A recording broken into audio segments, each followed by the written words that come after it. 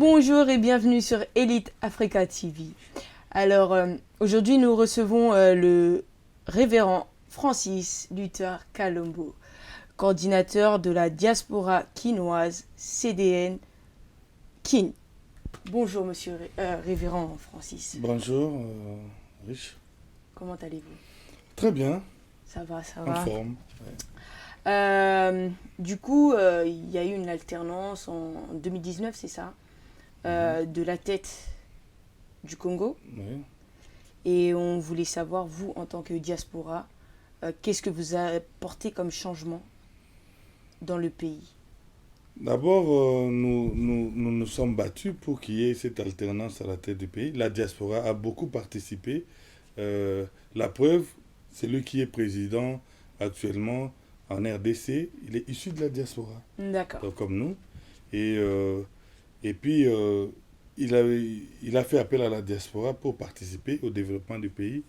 Nous avons répondu affirmativement à cet appel. D'accord. Ben, le problème est que chacun était parti de sa manière de manière un peu désordonnée. Mhm. Il y a eu une première vague qui est partie en même temps que lui, juste avant la prestation des serments et même après. Et bon, c'était difficile et cette première vague, si on peut l'appeler comme ça, était partie pour la plupart à l'idée de trouver du travail. C'était pas vraiment la réponse que la diaspora devait donner.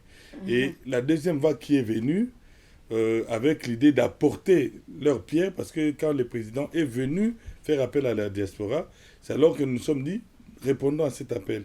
Et nous D'accord. sommes allés aussi en ordre dispersé. Mhm. Et avec les régimes passés et l'actuelle dynamique que les chefs de l'État apportaient, étaient en coalition.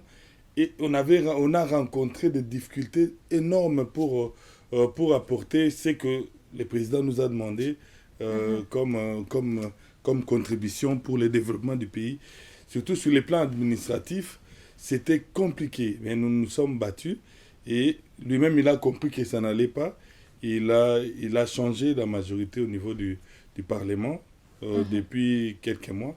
Et c'est maintenant que nous nous disons que la diaspora doit maintenant réfléchir de manière collective pour donner une réponse affirmative en face des décideurs pour que nous puissions mettre en place ces nouveaux plans de développement du pays. Et je pourrais parler de quelques actions que nous avons menées, mais c'était des actions disparates, telles que nous, avec notre structure qui est la diaspora pour l'émergence du Congo, nous sommes descendus avec d'autres associations. Nous avons fait des dépistages sanitaires, des dépistages du diabète, de l'hypertension, dans plusieurs coins de la capitale et en province. Mais il fallait travailler en synergie, parce que si nous résolvons le problème de santé, cette population est afin, la population n'a pas de travail. Il faut répondre à plusieurs préoccupations.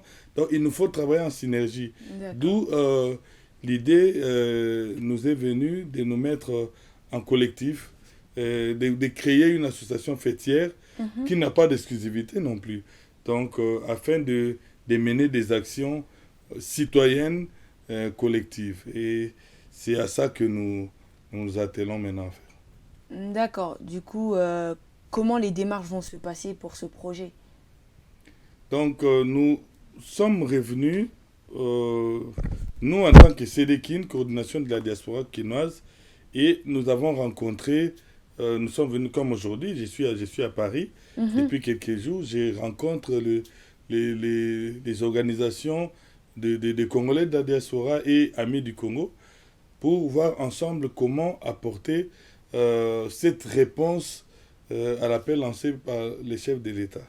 Et nous nous sommes dit, nous devons nous organiser, réfléchir sur ces différents problèmes que les pays rencontrent et proposer nos pistes de solutions à nous et avoir la certitude que les autorités vont nous permettre de faire ce que nous avons à faire. D'accord. Nous avons décidé d'organiser un forum économique.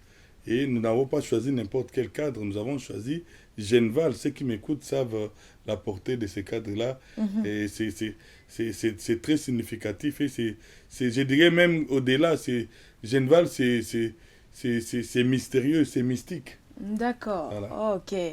Et du coup, par rapport au forum, quel est, comment dire, quel est le public ciblé pour le forum?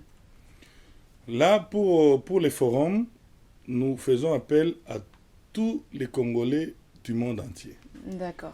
Donc, le forum est ouvert à tout le monde, d'abord aux Mhm. Congolais et aux amis du Congo, à tous ceux qui comprennent que si les Congo qui est par terre s'élève, c'est toute l'Afrique qui va en profiter, c'est le monde, parce qu'actuellement, tout ce dont le monde a besoin pour, sur les plans numériques, pour le développement, pour l'écologie et tout se trouve au Congo. Dieu a bien fait les choses. Nous Mhm. avons des réponses à tous les besoins du monde. Alors nous-mêmes, nous devons nous lever, comme le disait le président Félix Antoine Tshisekedi Tshilombo. Mhm. Il y a d'autres investisseurs qui viennent au pays, ils viennent parfois main vide et ils retournent avec des millions et tout ce qu'ils gagnent au Congo, ils investissent Ils ailleurs. Mhm. Et les Congolais, nous sommes là que pour critiquer sur Internet et donner des leçons et voir le Congo mourir à ne rien faire. Donc, à Genval, nous allons parler, nous avons scindé notre démarche en deux parties. Nous avons d'abord parlé de ce que le gouvernement a proposé aux investisseurs du monde. Le gouvernement a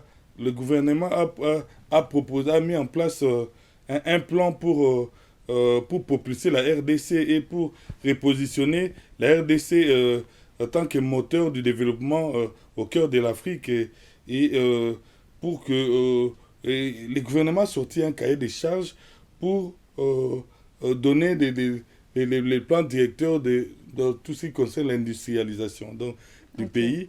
Il a présenté des zones, voilà, des zones économiques spéciales.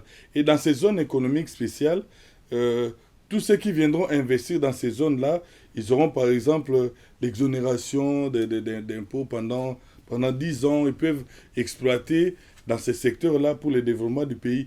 Et vous verrez que si nous, la diaspora, nous regardons faire, il y aura des Sénégalais, il y aura des Rwandais, il y aura des Turcs, des Portugais, des Allemands qui iront investir et nous resterons là seulement pour critiquer, pour regarder, voir faire les choses et puis nous plaindre que l'économie du pays est prise en otage par d'autres. Et voilà. Et nous voulons demander au gouvernement, et en leur disant en face à Genval, que nous, la diaspora congolaise, nous voulons avoir une part dans les zones économiques spéciales. D'accord. Parce que du coup, aujourd'hui, on voit un peu la mentalité des Congolais. Est-ce que ça va pas jouer en fait sur l'avancement du pays? Commencer d'abord par changer leur mentalité afin d'avancer dans les projets. Parce que faire des projets, c'est bien. Mais avoir le mental pour faire le projet, c'est encore mieux. Commencer par travailler d'abord leur mentalité afin de pouvoir monter les projets. Parce que aujourd'hui, on va voir que peut-être le Congolais va réfléchir que c'est le président qui doit tout faire, alors que tout le monde doit mettre la main dans la pâte. Comme vous avez dit tout à l'heure, créer une synergie. Mais si le président est seul, il ne peut pas créer cette synergie. Donc du coup, Bien sûr, lui-même est en train de parcourir le monde pour faire appel aux investisseurs. mhm, Et nous, la diaspora, nous devons nous mobiliser pour saisir, ces opportunités d'investissement, pour nous dire que même si seul je ne peux pas, je ne saurais pas répondre au besoin. aux besoins, mais si nous sommes à 10, Mhm, si nous sommes à 100, nous sommes à 200, nous pouvons nous mettre ensemble et apporter une solution. C'est ça, le forum de Genval. mhm. Dire que nous, ensemble, nous sommes forts.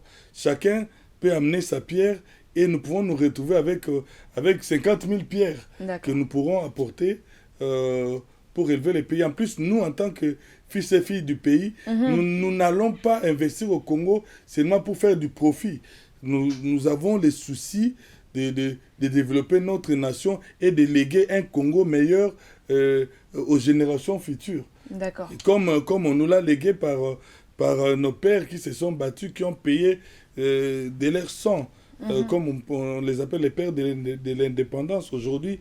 Et ces grands messieurs avec quel âge? Avaient 23 ans, avaient 21 ans, 26 ans, 27 ans. Et ces personnes se sont battues pour arracher l'indépendance politique. Yeah. Mais économiquement, notre pays est toujours en otage. Et l'économie du pays n'est pas entre nos mains. Vous voyez, le gouvernement suppliait presque les investisseurs étrangers de baisser les prix des surgelés. Donc pendant que nous avons des poissons qui meurent de vieillesse, nous avons les terres les plus arables au monde. Nous avons tout ce qu'il nous faut. Mais il nous faut que nous-mêmes nous descendions pour transformer cela. Nous disons que le Congo est riche. Nous sommes riches en paroles. Nous sommes riches dans notre sous-sol. Mais ça demande de la transformation. Nous devons transformer. Heureusement, à la tête du gouvernement, je vois un ingénieur qui a les capacités de transformer. Bien sûr. Le président a appelé ce gouvernement un gouvernement des warriors, des guerriers. C'est que nous sommes en guerre. Yeah. Alors, ce n'est pas que le gouvernement seul qui doit être un gouvernement de guerriers. Nous devons être aussi un peuple de guerriers en ce moment. Bien sûr. Donc, quand on dit un peuple guerrier, c'est-à-dire, nous avons nos problèmes à la maison, nous avons une guerre, nous avons des assaillants qui viennent nous attaquer, nous oublions un peu nos conflits internes, nos problèmes internes, nous nous battons face à ces gens-là, et pour sauver le pays, et si on doit voir après qui est quoi, qui fera quoi et qui ne veut pas la tête de qui, ça nous le verrons entre nous. Mais le peuple est en train de mourir en ce moment. Mais c'est ça. Vous descendez, par exemple, vous descendez à Kinshasa, nous faisons, pendant nos dépistages, vous allez dans une zone comme Kimbantseke, et vous trouvez un vieux monsieur de 75 ans qui est face au médecin, et ce monsieur-là fait 34 minutes sans se lever. Vous dites que papa laisse aussi la place aux autres, place. Il vous dit